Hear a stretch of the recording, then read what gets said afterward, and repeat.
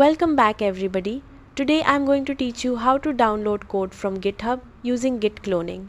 This is one of the most useful skills when you want to work with a repository directly on your computer.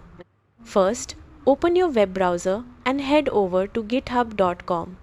Once you're there, log in using your credentials. After logging in, look at the left panel and select the repository you want to clone. Once you're inside the repository, click the green code button near the top of the file list. From the drop-down menu, select HTTPS, then click the copy icon to copy the repository URL. Next, open Command Prompt on Windows or Terminal on Mac or Linux. Navigate to the folder where you want to save the repository using the cd command. For example, you can type cd desktop and press enter.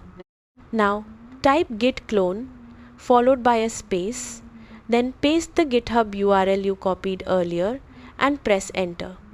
Git will begin downloading the repository to your computer. Depending on the project size, this may take a few moments. Once the cloning process is complete, use the cd command followed by the repository name to enter the project folder.